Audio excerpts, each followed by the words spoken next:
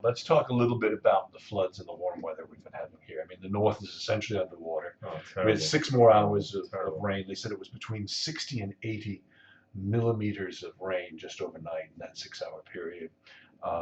Even here, you can see that the tidal flow coming in off of the channel has created floods that didn't exist before.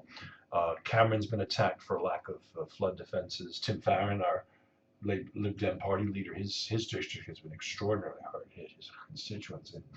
And I'm living here. His constituency. He's up in the Lake District area Okay. in the north there, and he's really, he actually He's more of a lake man. when he left the Welsh conference, it was because they were having a flood then, and that was a couple of months ago. So Right. they're going through like their 4th or 5th Dear round me. of flooding. The thing is, I mean, my heart goes out to these people. We're not just talking about water, we're talking about sewage in homes, I mean, there's terrible things happen over Christmas. Well, I think it happen at any time, but over Christmas and New Year particularly, I really feel sorry for them.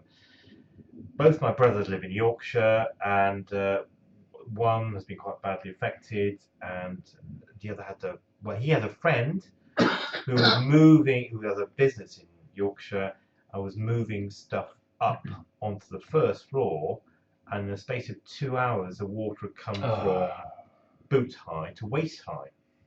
2 hours, and his car was underwater. I mean, outside, and you just think these poor guys. There's also an issue in relation to, well, basically class, because what's happened is that the landed areas in Yorkshire, they have a very powerful lobby group, very strong. Water scoots through those areas, and rivers are cleared and stuff because rivers scoot through. And those are landed areas, and they go into areas which have less powerful lobby and are less strong and less vociferous. York, of course, and that's a hugely packed area. So houses get flooded out.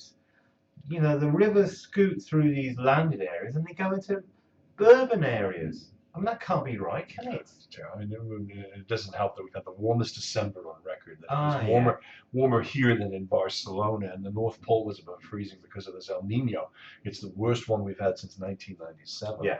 And even when I sit here and I watch the storms forming out over the water and then racing across, the convection of the clouds and then the intensity of the downpours, it looks more like Miami than it does Wales. Yeah. I mean, I've never seen, except when I lived there, the power of the sun beating down, heating the ocean, and literally watching these storms rise, and then every afternoon they roll across and dump tons of water. And there's more on the way, isn't there? And it's going to get colder now as well. Well, what if this was snow? Yeah. I mean, that's entirely possible. Think about melting snow. Well, not even melting, just falling.